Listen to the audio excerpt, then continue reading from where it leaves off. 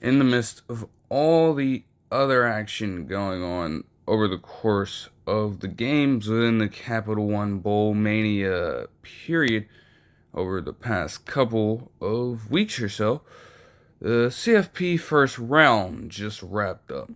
So let's talk about it. Let's start out with 10 seed Indiana against 7 seed Notre Dame last Friday night. And both defenses in this one got off to a pretty hot start, if I do say so myself.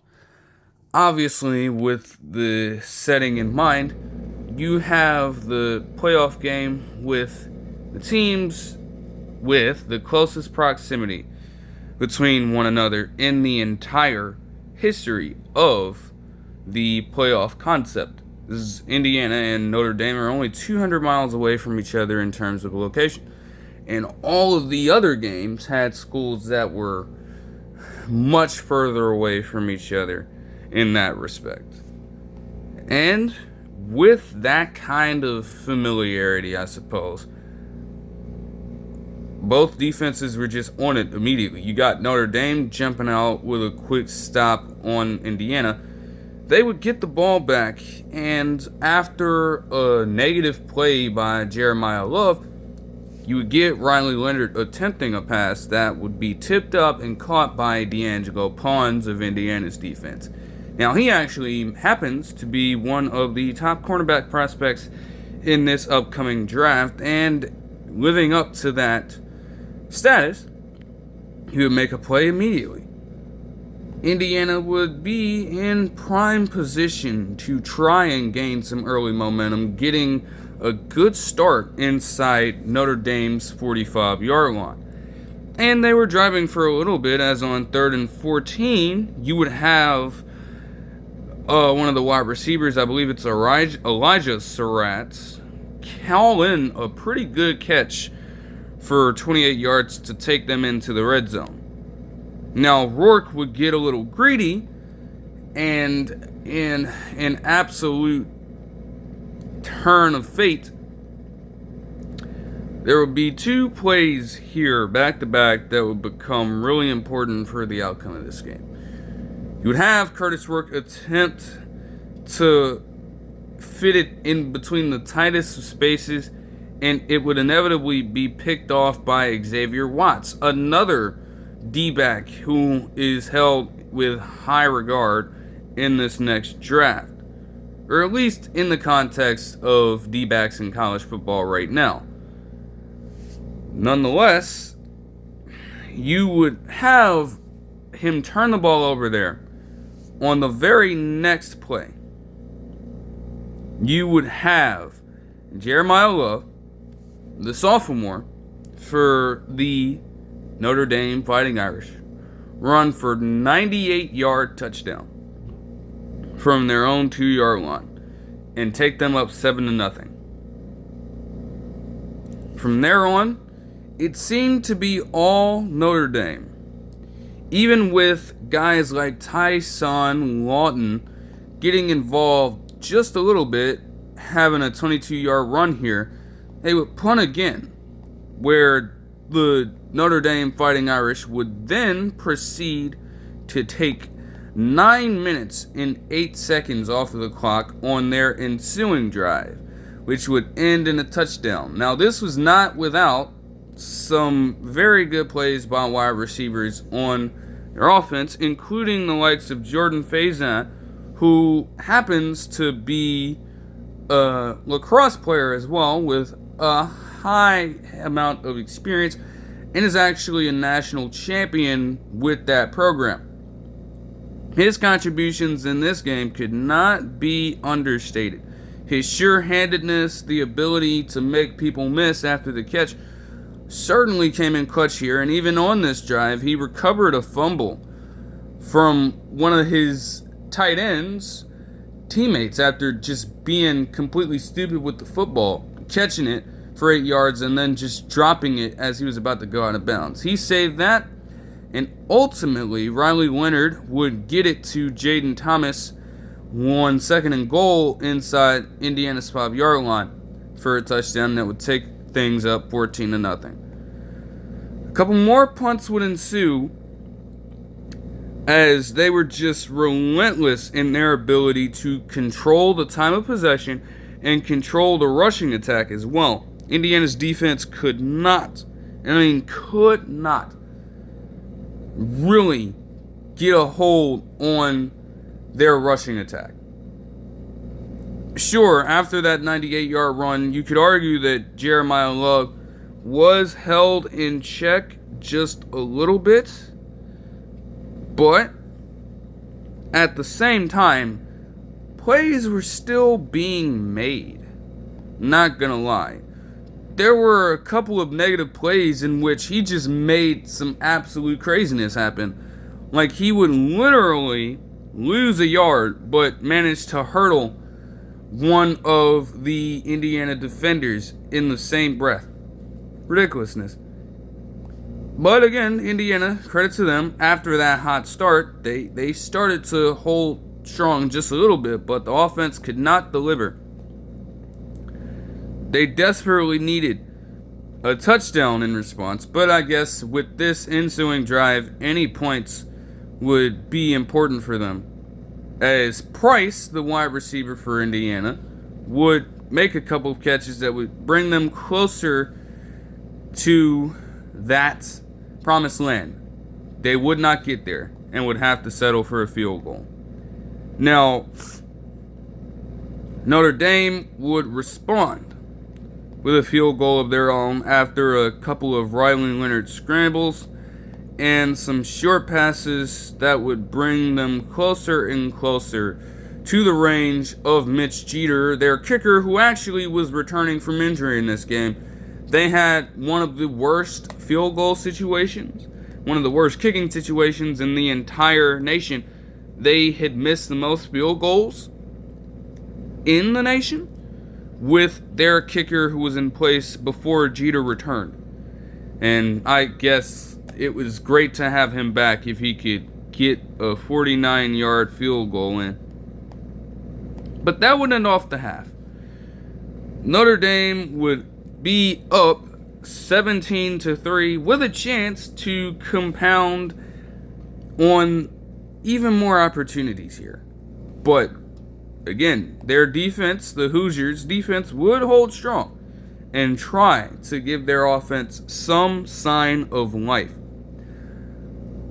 But the offense at every point, because of how, I guess you could say, in a way, Notre Dame's defensive line is so great, and their D-backs are also pretty respectable, to the point where it felt like they were overmatched all night. Surely enough, you would start off this Indiana drive with a sack, and then penalties would just kill even more momentum before Curtis Rourke would be sacked again and they would be forced to punt the football. You would have Indiana come very close to holding Notre Dame in check yet again, as James Carpenter would become pretty important here.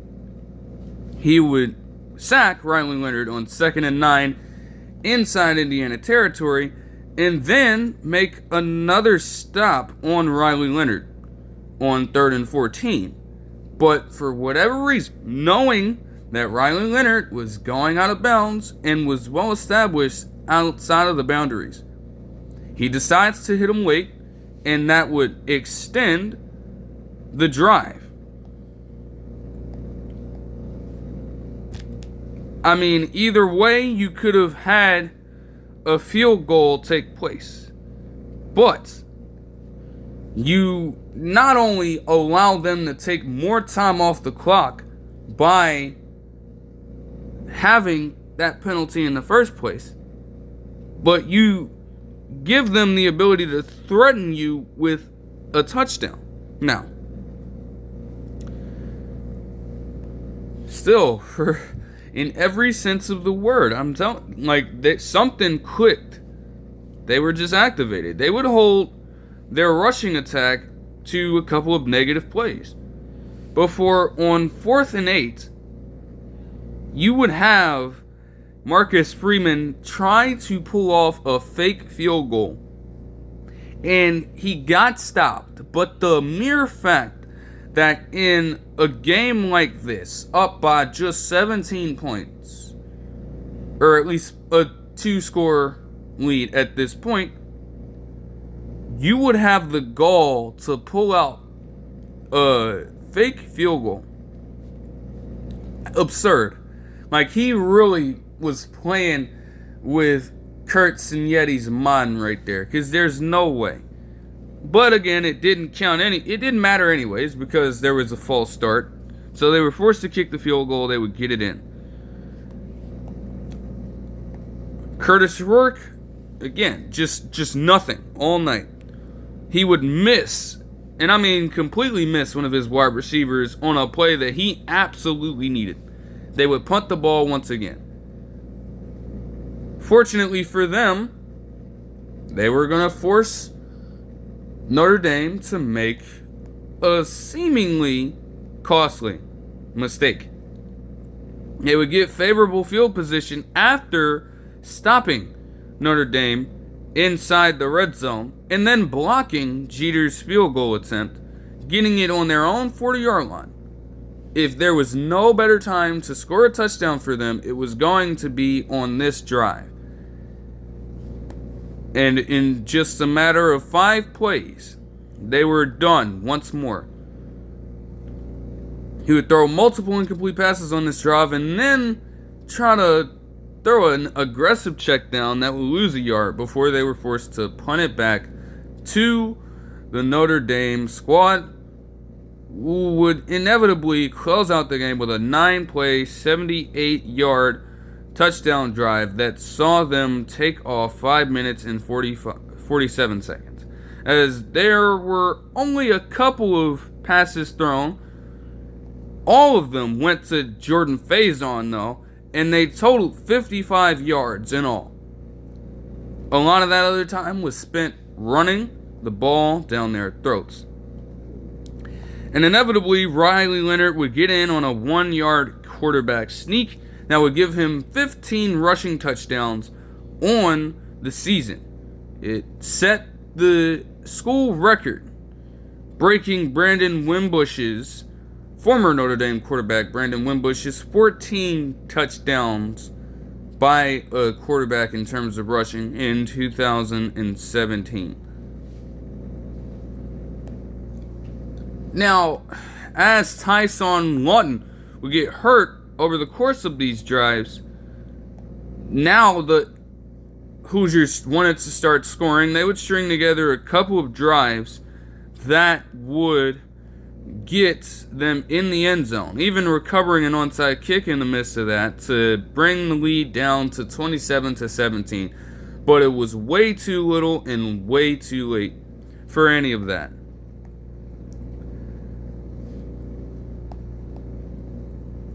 They would try the onside kick again, and it would fail, ending the football game. This is a matter of, again, the talent between Indiana, even with all of the transfers from James Madison specifically and everything like that, they were simply no match for Notre Dame. Despite their head coach trying to prop them up to be as competitive as possible, Cignetti, as I was watching College Game Day, would be brazen as hell talking about the Indiana Hoosiers college football program not only beats top 25 opponents, but beats the shit out of them. On live television before this game took place, he said this. Now, while it is true that as a head coach in his career, he has certainly taken down top 25 opponents, with the one true top 25 opponent that he faced in the Ohio State Buckeyes before this, he got absolutely demolished, mostly due to his own football team getting in their way. And they lost that one by 23 points.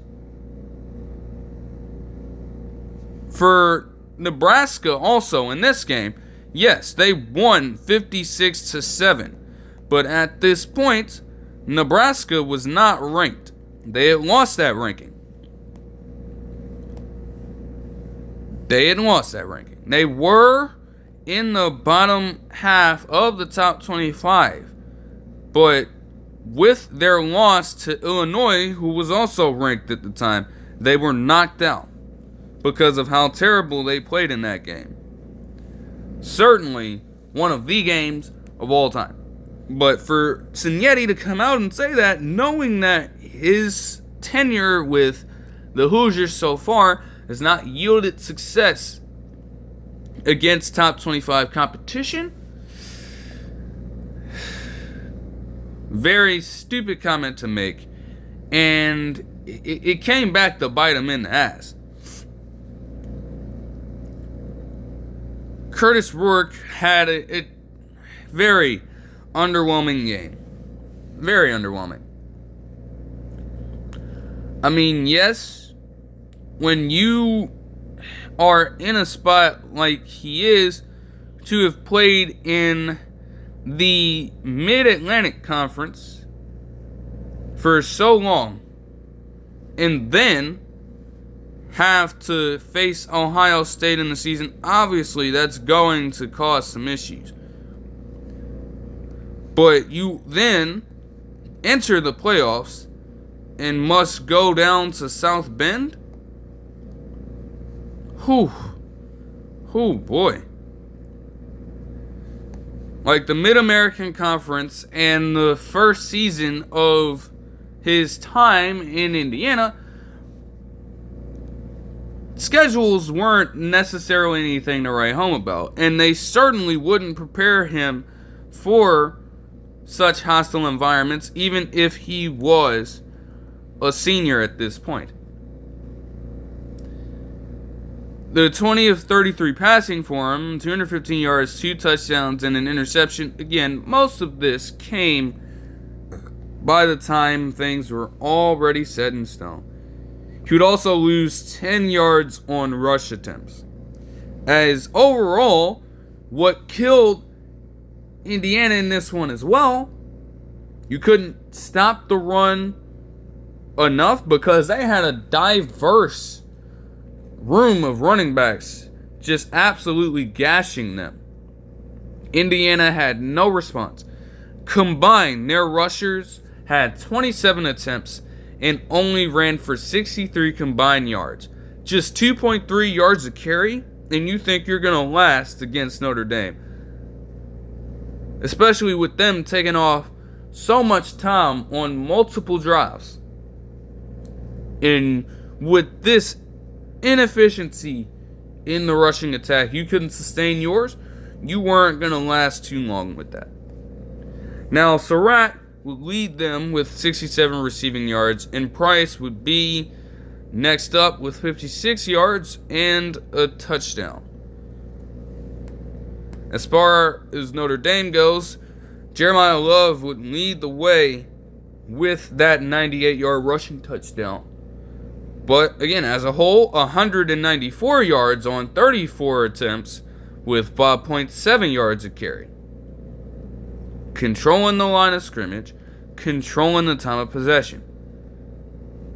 They ran just 6 more plays, but managed to have 11 minutes and 26 seconds more in time of possession. They converted more third downs, more than half of their third downs actually. Whereas Indiana just had 4 third down conversions on a lot of attempts at that. Like I said, this man Faison was an absolute player for them in this one. 7 receptions and 89 yards by himself, with no other wide receiver on this team having over 20. Just think about that. But again, when you are able to run the ball down the field like that and pick up a first down on pretty much every couple of carries, yeah, you don't need to pass the ball that much. though Riley Leonard would still finish with 201 passing yards and 2 total touchdowns. The interception was terrible, but again, you can argue that again, it got tipped up, and there isn't really a lot of control one can have over that. But we will move on to the early Saturday game at noon in number 11 SMU against the 6th seed Penn State. Whew. Boy, oh boy.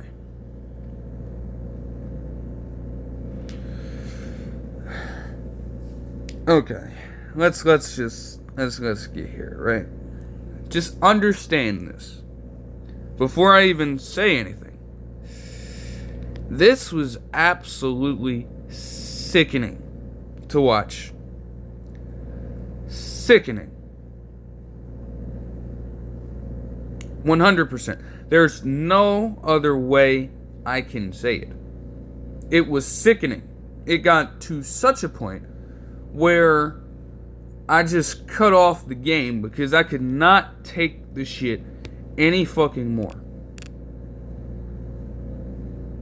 Penn State started out this game extremely, and I mean extremely, cold on offense. On multiple drives, they failed to convert on third down opportunities for whatever reason on a couple of drives.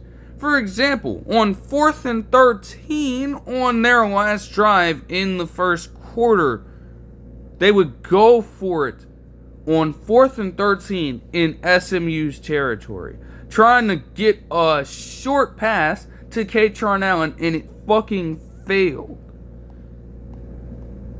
Then you get another turnover on downs with them in their own territory, going for it on 4th and short with Drew Aller trying a quarterback sneak that failed. At the very beginning of the game for SMU, you get them in a situation where on Penn State's 19-yard line, they have a chance on 4th and 1 to sustain a drive. And with Kevin Jennings scrambling out to his right, he had the angle he needed to just run for the first down. And instead, he just throws it, leaves it up to chance, and the tight end fails to catch it.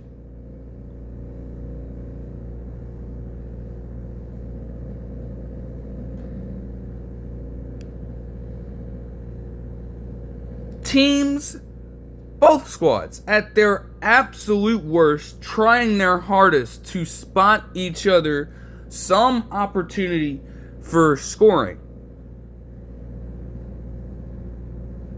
The difference in this game came from SMU being a little worse in that regard at the worst possible moments to give Penn State that edge in the first place. The aforementioned turnover on downs with Kevin Jennings would be followed by multiple pick sixes thrown by Kevin Jennings over the next few possessions. Dominic DeLuca would get him for a 23-yard pick six on the second drive of the game for SMU, as they would then punt the ball and then open up the second quarter with Tony Rojas getting a 41-yard pick six on Kevin Jennings on an absolutely horrible pass. And then you punt the ball again. Your defense is trying your best to hold them in check as they would force the turnover on downs, as I mentioned before. But you follow that up with yet another interception to Dominic DeLuca. Only this one wouldn't be a pick six, but it would be followed by a fucking touchdown drive that saw them drive all the way down the field from 75 yards out in just 3 minutes and 6 seconds. And I can't even put that on Southern Methodist's defense. You are doing your absolute best to hold them to 3rd and long, 4th and long, sometimes 4th and short, but you're getting the job done. Possession in, possession out, yet you keep seeing the fucking field. Within just a few minutes, you're barely getting time to rest and recoup enough to go back out there and give your best. So naturally, they would lean on guys like fucking Tyler Warren and Kaytron Allen to go and get them the lead. And sure enough, he would open up the game 21-0 with a 25-yard touchdown. SMU would then turn the ball over again within just a minute and 43 seconds, leading to another fairly short but somewhat drawn out touchdown drive that would see Nick Singleton punch it in for this one. And it would take it to the end of the half with Penn State up by 28. SMU would open with some element of scoring, but when you needed touchdowns, you were merely settling for field goals consistently. Now, Penn State would respond with a field goal of their own, but you would have Kevin Jennings and the SMU offense get into Penn State territory again, where they would settle for another field goal. Only this one would miss. And by that point, with just 3 minutes and 27 seconds left on the clock, the game was as good as done. Penn State just rubbed salt on the wound by abusing the two-headed monster of Nick Singleton and Kaytron Allen. Literally, their entire 9-play, 75-yard drive that took 5 minutes and 26 seconds off the clock were all runs. That's how bad it was. And you know what? By that point, because of the sheer volume of exposure the defense had to seeing the field in this ball game, there was nothing they could do about it by that point. They were so fatigued. You could tell. Not even just fatigued, but unmotivated by that first half from absolute fucking hell and the inability to mount efficient and effective drives when you absolutely had to have them. After we get to this period of time where the Mustangs punted the ball again, I cut the fucking game off because I couldn't do it. I could not do it. It was completely done. SMU would eventually get an interception on the drive that I did not catch, and they would actually score a touchdown with their wide receiver, making the game 38-10. But in reality, that meant absolutely nothing. That would be the final score of the game as Penn State would close it out, 38-10.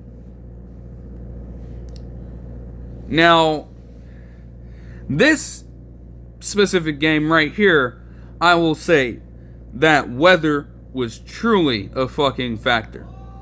I mean, literally, as I was watching College Game Day, they were interviewing Kevin Jennings on his season and how he wanted to approach this game. This man, Kevin Jennings, was shaking in his boots, trying to rub his hands together, trying to get warm. He clearly was not anticipating this. And granted, I don't think anybody from Southern Methodist was as a whole. Still, when push comes to shove, you start out relatively well on the first drive, trying your best to combat that cold weather. Like, obviously, you're gonna have a little bit of a struggle in that kind of weather, but even then, you were still overcoming it. You were still getting in Penn State territory at times with chances to make something happen. But time after time again, what it really came down to was errant decision making. Just 55.6% completion with some horribly missed throws that led to 3 interceptions. threw the only touchdown pass in garbage time and had only 195 yards. Again, most of which came in garbage time. SMU could not run the fucking ball to save their lives, man. Their best rusher in Brashard Smith didn't have that much of a productive game, but by the looks of everything else, he was certainly their best rusher. Because overall, while, keep in mind, he gained 62 yards on the ground by himself.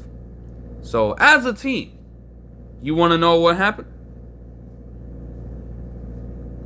They would combine for 36 rushes and just 58 yards rushing with a putrid, that is probably an understatement, 1.6 yards a carry. 3 different rushers lost yardage in this game for them. And one in McFall didn't gain a single yard. Kevin Jennings got sacked so many fucking times that it resulted in him losing 25 yards by himself. By far the worst rusher on this team.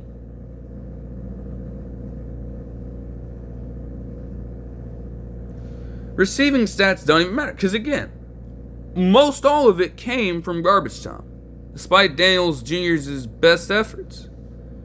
Meanwhile, again, you get Penn State getting away with this man Drew Aller completing just 59.1% of his passes and only 127 yards passing. Just 10 yards on the ground as well. It's not like he was doing much better. It is not. And I guess in a game where you wanted to win the turnover margin, you certainly did that, and they were handed to them on a silver platter. They were spotted 14, pretty much 21 free points off turnovers from SMU. And that's all they needed. Nick Singleton and Katron Allen would combine for 25 rushes and 160 yards with 3 touchdowns on the ground. Nothing to write about for Penn State in terms of passing the ball or receiving either. Because, granted, as shitty as they were in this aspect, they really didn't have to rely on that. When you were spotted a 21-point lead and could just play the ball control game from there on out.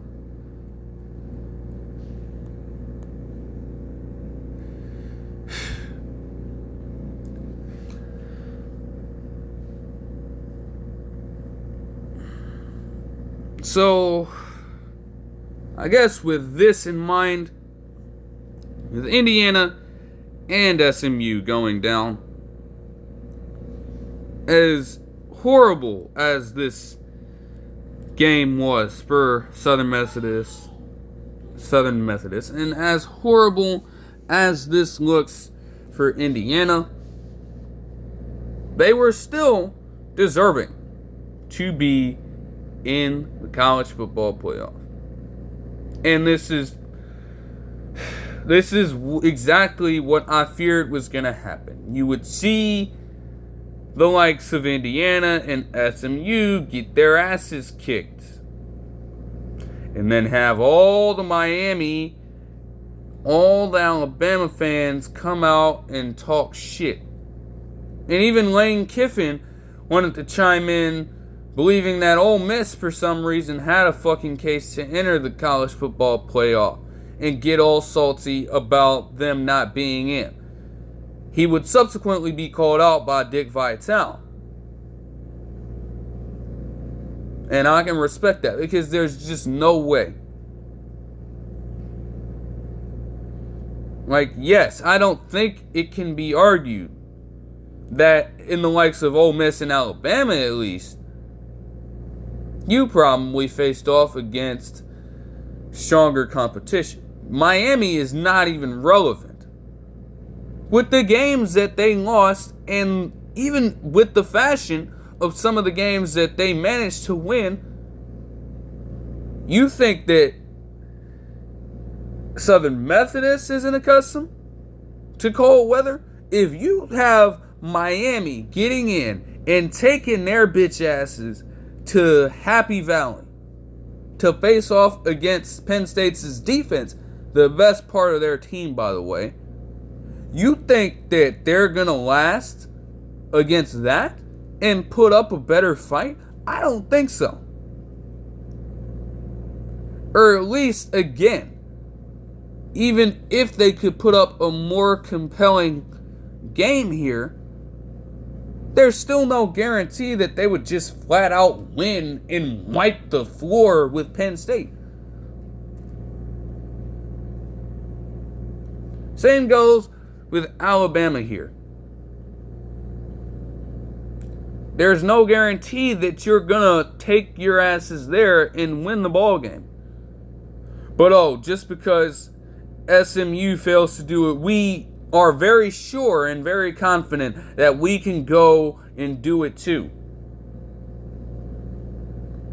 Yeah, just because you went up against a Georgia team that was reeling and managed to jump out to a huge lead before blowing it and then having to come back against them and win the ball game. You believe that you could beat this Penn State defense, who has been way stronger than Georgia this season and more consistent outside of the Big Ten championship when they face one of the best offenses in Oregon and got absolutely smoked.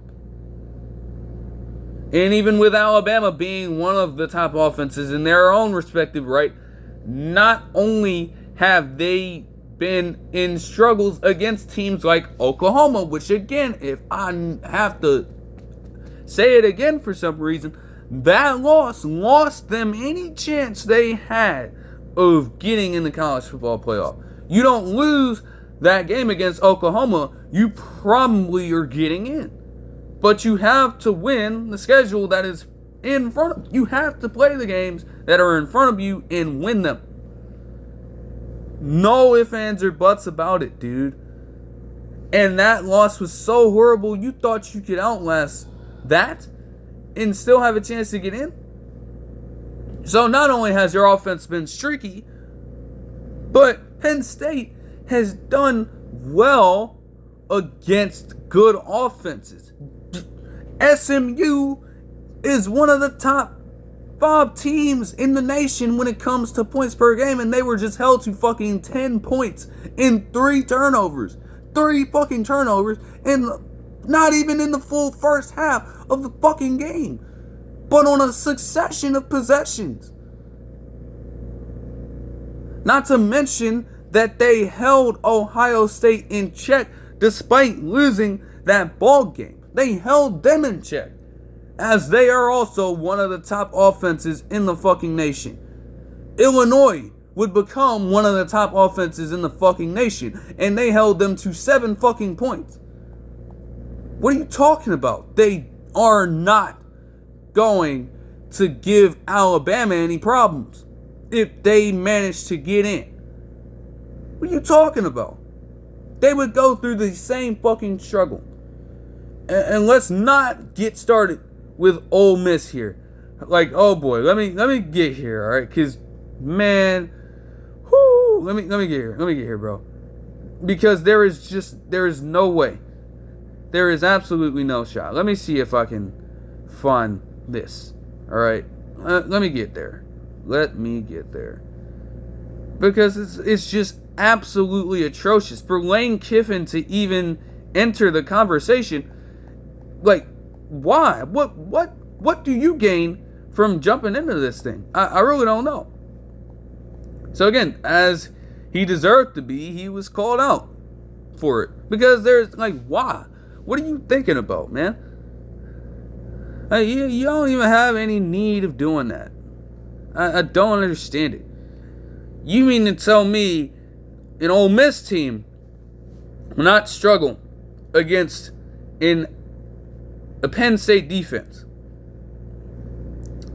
when you were held to just 17 points against fucking Florida to lose your third game of the season and knock yourself out of a chance for a college football playoff bid. Yes, the win against Georgia was convincing. It was. But you also managed to get clamped up by Kentucky's defense to lose your first game of the season. But you think that, yes, while Kentucky's defense is very good and had been very respectable over stretches of the season, you believe in your heart of hearts that you would do better against the Penn State defense, who is levels above Kentucky in terms of talent, in terms of execution. When you look at the numbers, any way you want to slice it. No. So again, despite the outcome of these games here, they deserve to be there. They had their respective schedules, and they won the amount of games that they needed to win in more convincing fashion. Even in SMU's case, with them losing it to the Clemson team that we'll talk about next, they made it convincing enough for the committee to make that decision to get both teams in, because they deserved it that much. And they had the advantage of playing extra ball, something that none of the fucking three teams in Ole Miss, Alabama, or Miami did, because you did not win the games you needed to win to get in conference championship play in the first place and fight for your right and your claim to the automatic bid. That ultimately falls on you.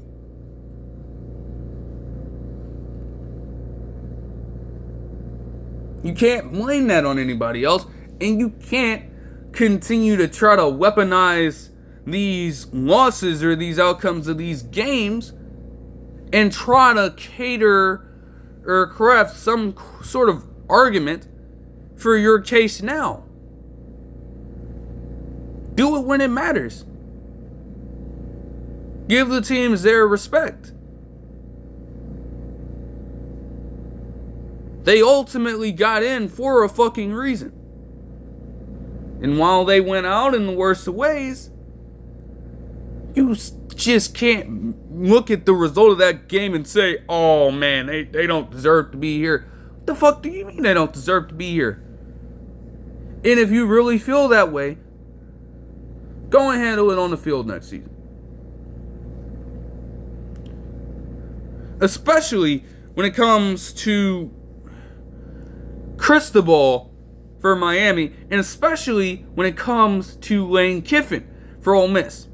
Kalen DeBoer obviously was in the national championship game last season, and he lost a tough one, but he at least made it deep into playoff play. So I'm not going to go after him. But Kiffin has been at this shit for years and has been unsuccessful in that regard since leaving Nick Saban and his coaching staff, because his ego would not let him stay under Saban's wing for that long. He wanted to go out and craft his own sort of historic resume to distance himself from Saban. You haven't done that. So you cannot go ahead and try to get salty here. That is a you problem. That is not the fault of the committee that you haven't been successful in this regard. And as far as Cristobal goes, he was obviously a successful head coach at Oregon, but lost in the worst of ways in the only championship game that he had been a part of against Ohio State in 2015. 42-20 in that ball game. Then you come to Miami with the hopes of restoring glory to that program. And let's just take a very, very brief look at what that has resulted in since he got there. Right? Let's just take a look at this thing. In the 3 seasons he has been with Miami, this fucking season, this past season, was his first 10-win season with them. Period. With this squad. A man that in his first season had been 5-7 with the team and then shot up to just 7-6. Now, granted, at this time, Miami's roster was nowhere near what it would turn into. But the results do not lie. You have not been successful with this squad. That is a you problem. At no point in these 3 seasons have you won the games you've needed to win to lobby for any sort of playoff contention. At the very most, you will be in bowl competition.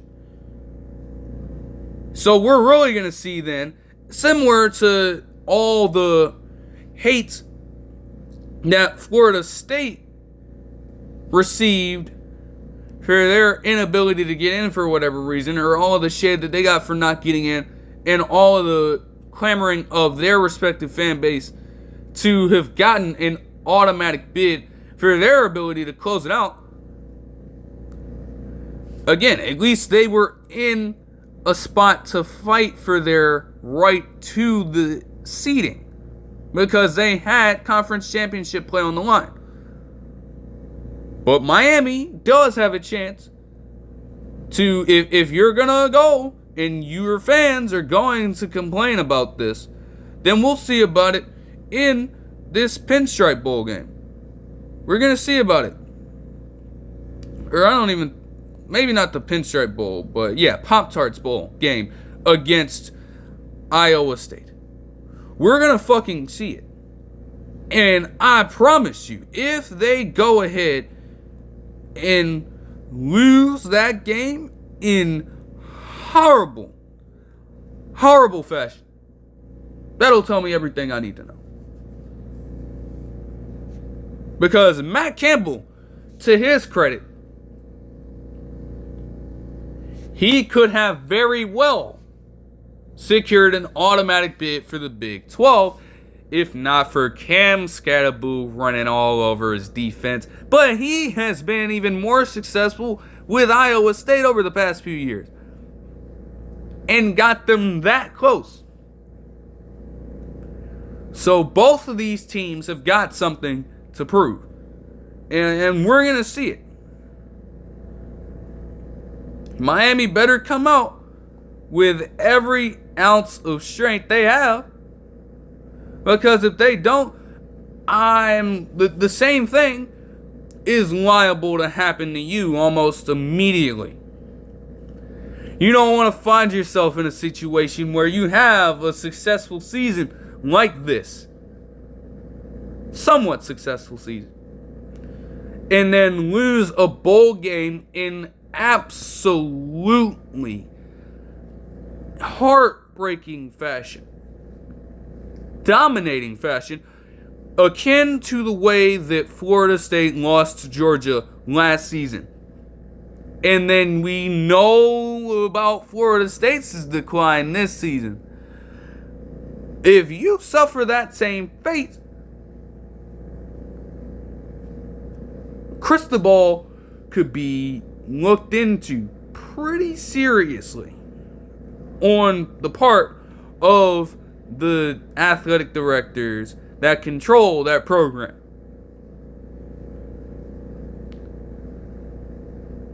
And I'm not going to lie to you, if he didn't have this 10-win season with them, you can make the argument that depending on the sentiments around that program, because I don't know about the specific opinions that some of these people hold, but what I can say is that a program like Miami would probably become a little more impatient with an individual if they managed to go through 3 seasons with barely being bowl eligible or not having any shot at a national championship in this day and age. Because even with them going 7-6 last season, they lost their bowl game. There's a good chance that Mario Cristobal could have been on the hot seat going into next season if he had a horrible year this year. But he may have staved it off for now. But you better come out on fire if you're going to have your fans talking like this. Miami needs to show what they're really made of. And even then, still after that game, if they win it in convincing fashion, they're going to go, we should have been in the playoffs. No, you shouldn't have. The regular season, to an extent, still matters and has some weight, especially in a free-for-all format like this CFP could potentially be in the coming years. You gotta win your schedule. You have to perform well, at least. Because honestly, it's a good problem to have if you're performing well. And maybe getting some tough wins against some quality opponents. Because if you do that and you also manage to skate past your other competition, there's probably not a lot of debate. Especially when Miami is in a Power 4 conference in the ACC. Now, yes, it's not on the same plane as the Big 12, the SEC, or the Big 10, obviously. But that still means something to win your schedule completely and hold your own weight against quality competition. Even with all of the agendas and all of the specific beliefs that some people on the committee have, they will probably not deny that. But you make it easier for them when you do what a program like Miami had done over the course of the season. When you do what a program like Ole Miss had done over the course of the season. And when you do what a program like Alabama had done over the course of the season. Not even just that for them, but the final stretch. I can't stress this enough. Should have been an easy win against the Sooners. And you did what? You mustered just 3 points against them?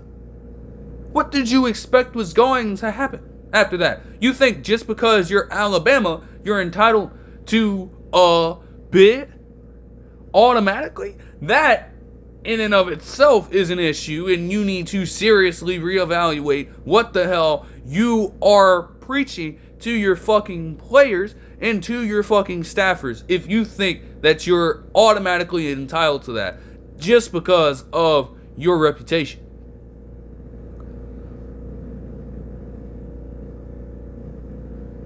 And that's why, in a sense, the CFP, while some people may be against it, it is a good thing. In reality, it does give teams who normally wouldn't be in this position more of an opportunity to show what they're made of. The Indianas, the SMUs, the Arizona States, the Boise States.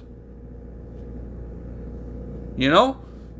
Like, why not? The Tennessees of the world.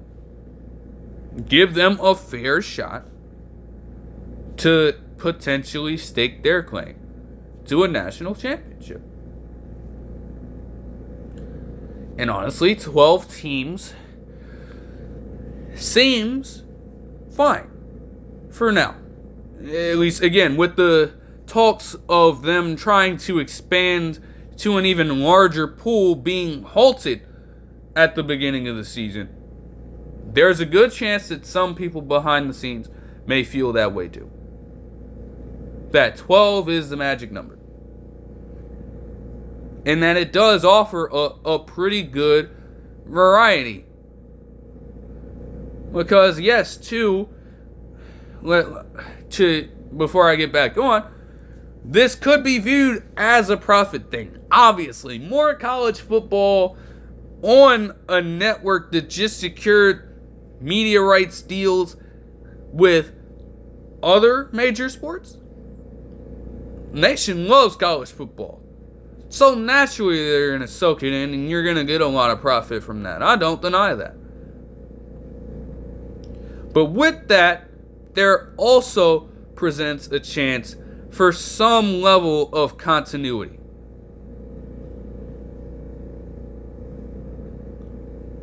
By opening up the pool from just 4 to 12, you get a chance for something different every season. In that even if the same blue chip programs make the CFP every year, the Ohio States of the world, the Alabamas of the world, the Georgias of the world, the Texases of the world, even if that happens, you at least ensure the audience, the nation, a chance that they don't have to see the same fucking matchups between the same two teams in the national championship every season. How many years in a fucking row was it Alabama versus Clemson? Or some variant of Alabama or Georgia in the CFP? You didn't think that people were ultimately getting sick and tired of seeing the same fucking teams in the same fucking position year after year. And those people were probably clamoring for spots in a playoff game. One shot to get themselves into that territory. And now you have it. And you're still going to bitch and complain about you not getting in when the chances of doing so are much better, much improved. You still have to handle your business, and you fail to do so. That is on you. That is not on the committee. And they are trying by making this move. They can't make this a sort of March Madness thing where you get 64 different teams in a fucking pool. Then the season drags on for too long. And it just complicates a lot with the fucking transfer portal taking place in December. It complicates a lot with the draft process taking place in April. In over the course of the start of the new year leading up to April. That complicates way too much. They have to impose limits somewhere. You cannot just get all of that to you for free. You have to work for it still. But you can't complain about it when you fail to do what it is that you need to do and get to where it is you want to be. You have to look within your program. Recruit some better prospects. Make some better game plans. If you need a change in coaching, make the move. Don't cry to fucking college football because you aren't getting the results you want. Only you can control that as the leader of a specific program.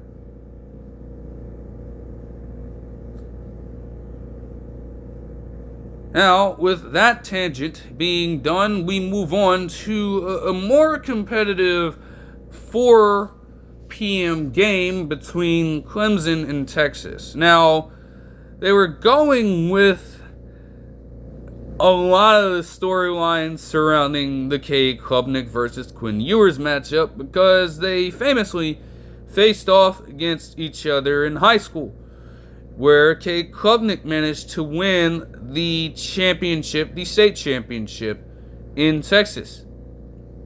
So this was a bit of a homecoming game for him as he would play it in DKR Stadium in Austin. And he would get off to a pretty hot start, making some routine passes and leading them to a touchdown drive that saw them get it to one of their better receivers in Antonio Williams from 22 yards out, going up 7-0. They also got Phil Maffa involved a little bit too, and I noted this earlier stating that he needed to get involved and shake off this cold stretch of games that he had. I'm not going to lie to you, because yes, he had been dealing with injury, but looking at the past few games that he has had this season, after this Virginia Tech game, in the game against Pittsburgh on November 16th, he had 17 rushes and just 17 yards. Against the Citadel, he had 14 rushing yards. Against South Carolina, in a loss, he had just 3.3 yards per carry. Against SMU, he had just 28. But they got him active early with 9 yards on this opening drive. By the end of it, with him finishing with the same result, that failed to happen. Now again, he could have re-aggravated something, but him being at his absolute best with the talent that he possesses only adds another element to Clemson's offense is all. And they were severely missing that for a good portion of this game.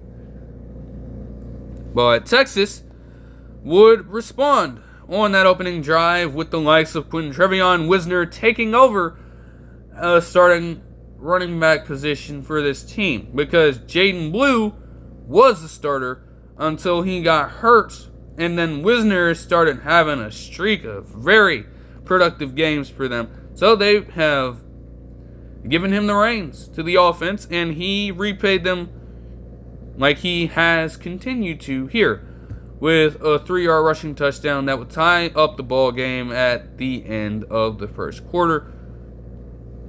Clemson would get the last drive in, but would open up the second quarter by punting the ball again. Alright, so Texas would open the second quarter scoring with more Wisner, but they would give the former running back Jaden Blue a chance to prove his worth again, reassert himself, remind the nation of exactly who he is and what he can do. And he got a 38-yard rushing touchdown for them to take lead up to 14-7. The Clemson Tigers would punt again as Texas's defense would begin to absolutely swarm him, forcing him to get sacked, and then also throw an incomplete pass after they got a pretty good rush from their backup running back in Randall to take them inside Texas territory.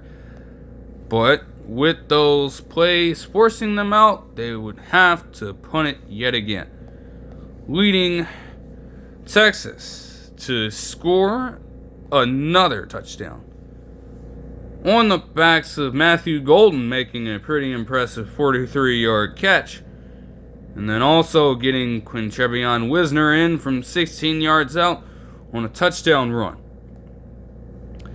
It looked like things could get incredibly bad for Clemson after Cade Klubnik would throw an interception to a Texas defender. But ultimately, with Jaden Blue getting reasserted in the game, the Texas defense is like, Clemson defense would have absolutely none of it. They would force Jaden Blue into a negative carry on 4th and short to get the ball back. But that means nothing if you are within just 50 seconds giving Texas the ball right back. Still relatively smooth sailing for them. But then Quinn Ewers would activate the bad side, the negative side of his game. He would throw an interception that would have been a touchdown if not for an illegal blindside block. He got tipped up in the air, so not really his whole fault, but it's still a play that turned the tide just a little bit. Texas's defense would hold strong, as they would get a pretty solid start though, but they would settle for a field goal. And then Texas would end up getting the ball back, getting Jaden Blue involved a little bit, and having Quinn Ewers even scramble for an 11-yard gain to extend their drive. He would ultimately throw a passing touchdown to Gunnar Helm from 19 yards out to give them an 18-point lead at the end of the half. And they would also open up the third quarter scoring with yet another field goal on a drive that took 6 minutes and 50 seconds off the field. The Tigers needed to mount touchdown drives if you were going to come back from down 31, but that did not happen immediately. They would settle for a mere punt before managing to stop Texas's offense, holding them to a drive that didn't gain a single yard. Then you would have the likes of the Clemson Tigers lead touchdown drive as Cade Klubnik would get it out to Jake Brenningstool for a 28-yard gain. He would get them inside Texas's 25, where he would throw a touchdown to Green from that range out to make it a 2-score ball game. They got more fortune on their side when, on 4th down, Quinn Ewers would throw an incomplete pass looking for Golden that would give them a pretty good chance at making it a 1-score game. Surely enough, they got it. Antonio Williams and Moore would get catches before he would eventually cap off the drive on 4th and goal from Texas's 7-yard line with a touchdown catch to bring the game to a 24-0 score. Well, 24-31 score, rather. However, again, this is Jaden Blue's time to reassert to the world exactly who he was. Well, on 2nd and 4, with 11 minutes to go in the game, he would get a 77-yard rushing touchdown. Now, as quick as the score was, as swift as the play itself was, there was still a good chance that the Clemson Tigers could go toe-to-toe with them. And they would try their absolute hardest. They would take a drive that took 3 minutes and 24 seconds off the clock with a couple of near 30-yard catches by Moore to get them inside Texas's red zone and then ultimately in a goal-to-go situation. Things were looking up for them. However, they began to stall out as they would call multiple draw plays for Cade Klubnik, and with it being slightly effective in the first couple of possessions of the ball game for Clemson, they were going to game plan for it, and they did a great job of doing just that. It came down to 4th and goal where they would activate Adams, but he would be stuffed for a negative carry. That would effectively end the game. I'm not going to lie. You would have them mount some solid throws against each other, but ultimately when you could not make that drive happen, you had no shot. Because, I mean, the Tigers managed to get another drive that lasted just 27 seconds, but they would just turn the ball over on downs. They would not have had to have rushed so much on some of these plays if they had scored on that earlier possession. But ultimately, the Longhorns would outlast them and win 38-24. Especially capped off by Texas safety Jordan Taffy hitting the shit out of one of the skill position players on Clemson as he was trying to make a catch that was thrown to him by none other than his former teammate in high school, in K. Klubnik. So there's just a little more salt on the wound there. But Klubnik actually had a respectable game outside of the interception. 336 yards and 3 touchdowns for him.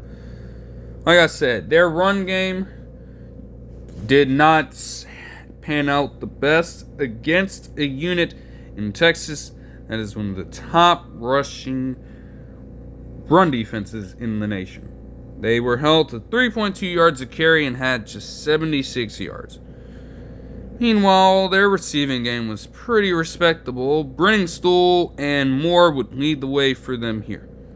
Bryant Wesco Jr. was held in check, but he would come down with some respectable catches. As for Texas, though, their balance was absolutely pivotal in creating the distance in this one. Sure, Quinn Ewers had only 202 passing yards and a touchdown and an interception on 70.8% completion. But when you look at the likes of Jaden Blue and Quintrevion Wisner, they would combine for 29 carries, 4 total touchdowns on the ground, and 256 total yards by themselves, with Texas as a team getting 295 total yards with 6.4 yards per carry. Anytime you can make that happen, you have automatically won yourself the football game. If it's going to come down to controlling the line of scrimmage, they absolutely did a great job of that, being by far more total attempts, and they were getting damn near a first down on every couple of carries or so, on average. Always productive. Gunnar Helm would lead the way for them in terms of receiving with 6 receptions for 77 yards, and the only touchdown pass of the game for Quinn Ewers, as I mentioned before. And then we move on to the nightcap. The 8th-seeded Ohio State against the 9th-seeded Tennessee Volunteers at home in Ohio Stadium in Columbus, trying their absolute hardest to overcome that horrible, horrible loss to Michigan.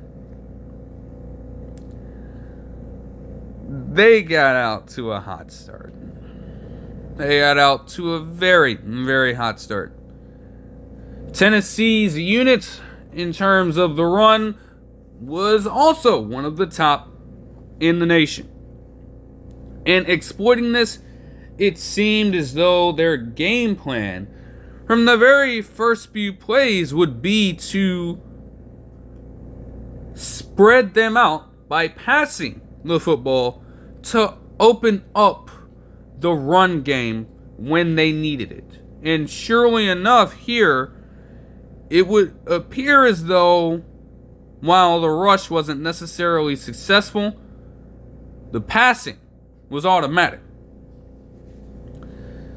They would get Emeka Egbuka and Jeremiah Smith involved so quickly, it was like an absolute blur. And you would also get Travion Henderson getting a 21-yard catch to get them down to Tennessee's 37-yard line, where he would throw Will Howard an absolute dime of a pass to Jeremiah Smith for a 37-yard touchdown to open up the game. Then on the very next Ohio State drive, you would get them involving Emeka Egbuka again, this time with a 40-yard dots by Will Howard to get Quinshon Judkins in the end zone ultimately. Now, there was a pretty close call on the 5-yard rush that he had before getting the 1-yard touchdown, as Will Howard kind of fumbled the snap and kind of bobbled the exchange. But Quinshon Judkins held onto it for just long enough to regain control, and ultimately he picked up solid yards there. So it kind of worked in his favor. Make that 14-0. And then, in their final drive in the first quarter, you would get the run game completely wide open as Travion Henderson reminded draft prospects of his capabilities to run the fucking ball, as he would get a 29-yard rushing touchdown to open the game up 21 to absolutely nothing for Tennessee. And it was really that kind of story most of the night, I'm going to say. Tennessee had 3 possessions here in this first quarter and 3 punts, as Dylan Sampson would be taken out of the game with an injury, but even then he would muster just 2 carries for 6 yards in this time. We would also have Nico Yamaleava on multiple occasions failing to find the open wide receiver and being forced to scramble out of desperation, leading to a few sacks by the likes of JT Tuimoloau and even Jack Sawyer getting multiple opportunities at pressures. He would actually, on one such play, manage to completely expose the edge rushers at times on desperation, managing to stiff-arm Jack Sawyer down and managing to shake off JT Tuimoloau for a first down gain. But even then, if he was going to be forced to scramble, so be it, because Dylan Sampson was that much of a weapon and was by far their best skill position player, despite some solid contributions on the parts of the other receivers out there for them over the course of Tennessee's season. And it was looking like this game could get even more drastic. They could have been in danger of being down by 28, if not for a very fortunate play that led to an interception by Tennessee's Will Brooks, as the pass would be thrown up to Jeremiah Smith from 20 yards out, and he was trying to corral it with just one hand. But there was another Tennessee D-back there who would force the ball back out and into the air, where Will Brooks managed to be just behind the action and be in the right place at the right time, getting his hands on the ball and moving Tennessee into some pretty favorable situations. That's just a good play by him. I could not necessarily really, I couldn't complain there. That was not anybody's particular fault. That's just a very instinctive play. So what can you really do, right? Credit to Ohio State's defense, though. Like I stated, it took until this play right here where he would hit McCoy and Merquarius White on successive 15-plus yard gains. Yamaleava would. Those were his first 2 completed passes of the night. And it took him until a few minutes into the second quarter to get to that point.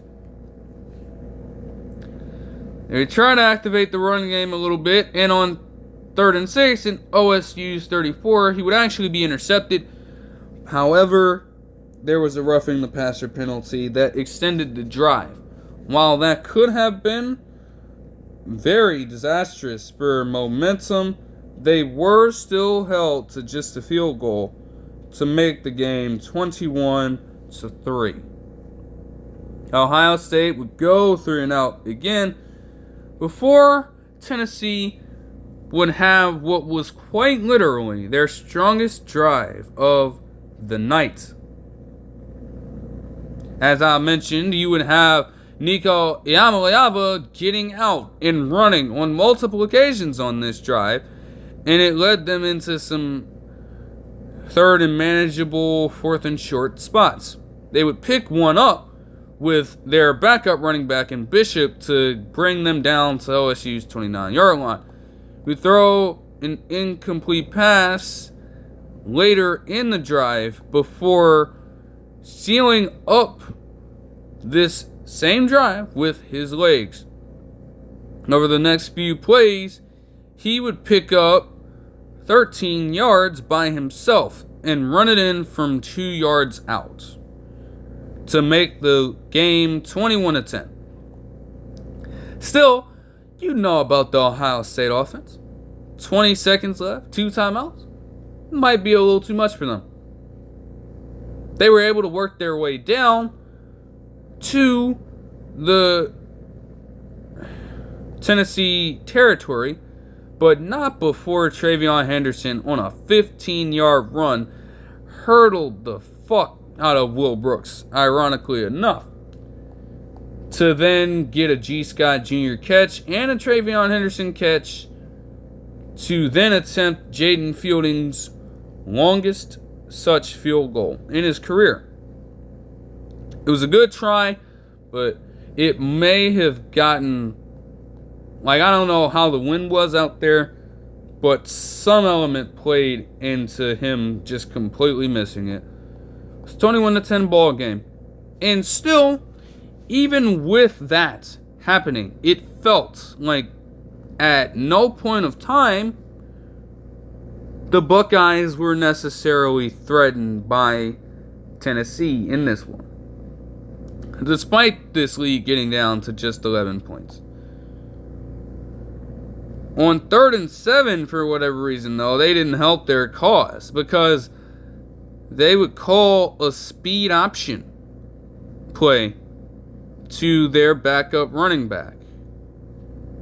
And promptly, all of the Ohio State front seven, including the likes of Lathan Ransom, would get down there and swarm it instantly, forcing a Tennessee punt. From there, Ohio State would just wake up their offense again completely. We'd have G. Scott Jr. getting hit on multiple occasions on this drive before Jeremiah Smith would haul in his second touchdown catch of the night from 22 yards out.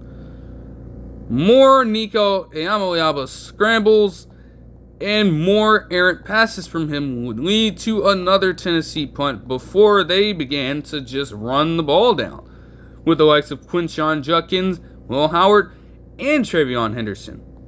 Quinshon Judkins would ultimately be the one to punch it in and make the game 35-10. With a chance, though, to at least show some sign of life. With the help of Jack Sawyer and the cornerback death for Ohio State, they would turn the ball over on downs, giving Ohio State another short field to work with.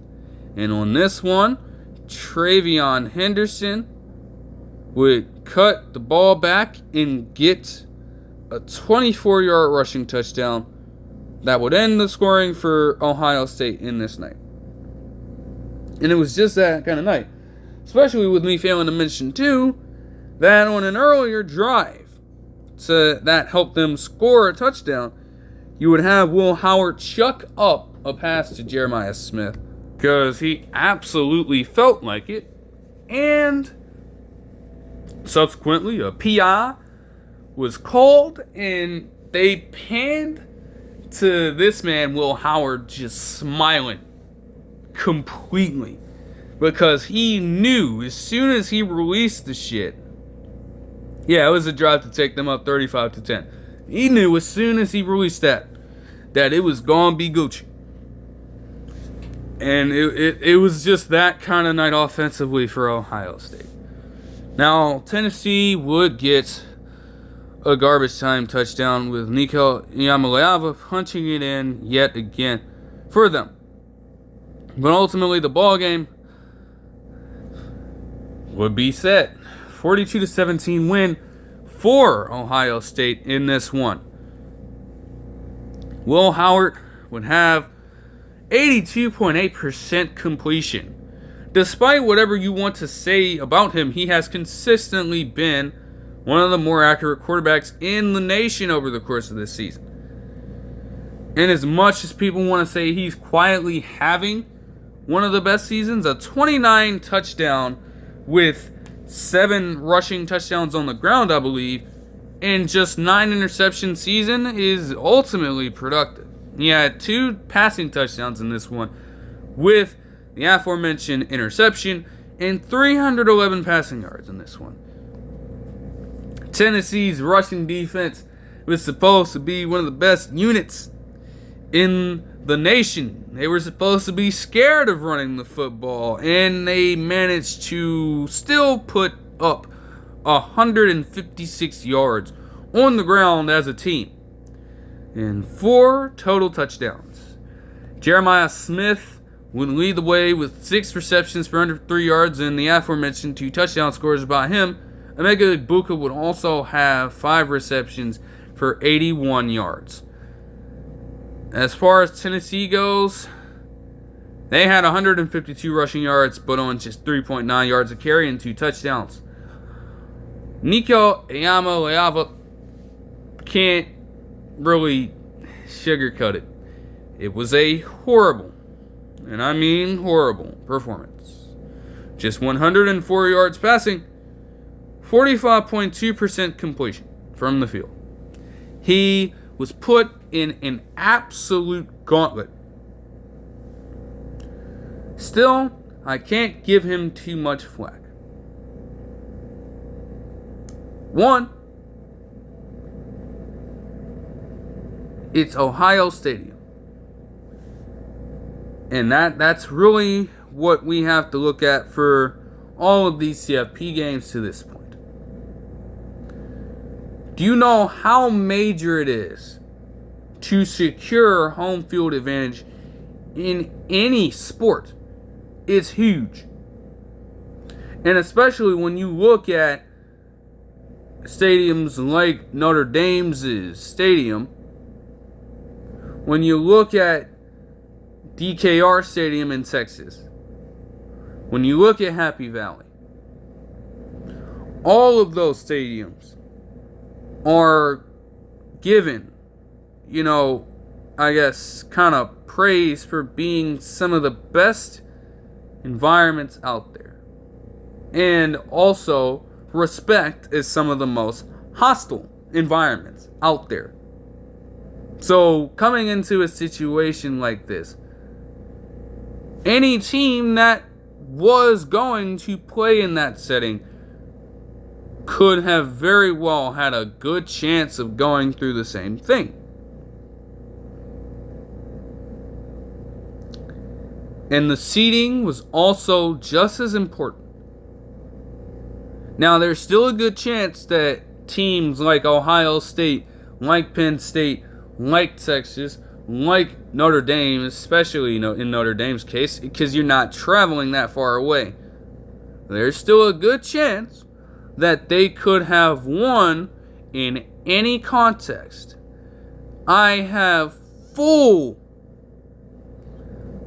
confidence in the notion that it would be made much more difficult if Notre Dame had to travel to Hoosier Stadium, if Texas had to travel to Death Valley in Clemson, if Penn State had to travel into SMU Stadium, even if they're not necessarily regarded as a hostile environment. If they would have had a game there, their fans are going to absolutely light the shit up.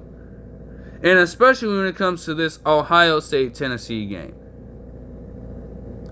They could have still very much won the game.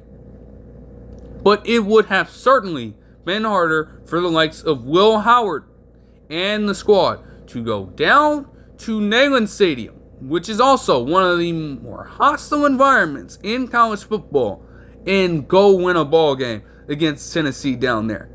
They are electric down there. So while a performance like this is not the best, it could have literally happened to just about anybody in just about any setting. Not to mention, too, while it is a rough ending, it does not take away from Nico Iamaleava's season. I want to make that clear. And I'll be the first to say, no, of course, I am on cloud 9 with the fact that Ohio State was able to win this game in such dominating fashion. But let's not just discredit what Nico Iamaleava had been able to do this season with this Tennessee team. He is a redshirt freshman, and he managed to knock off, over the course of this season, some of the best teams in the nation at the time, en route to setting a school record for the most wins by a freshman quarterback in history, with 10.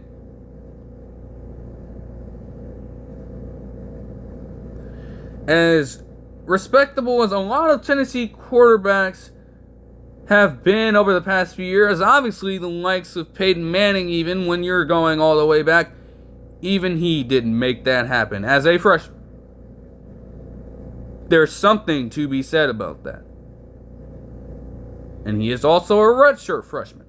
This was his first full season of full burn, full exposure to the college football atmosphere. And he got the job done in pretty impressive fashion.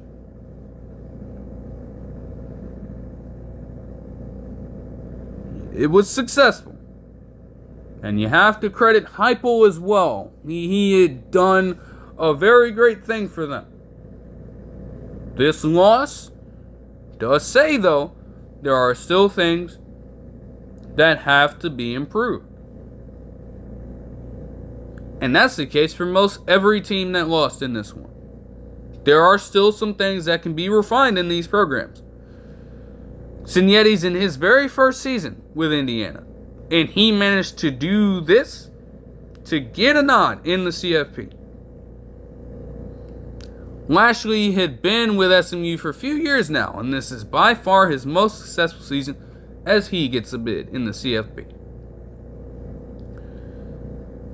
And then Dabo Swinney is just an outlier. He's been in the CFP for so damn long, and he's had success.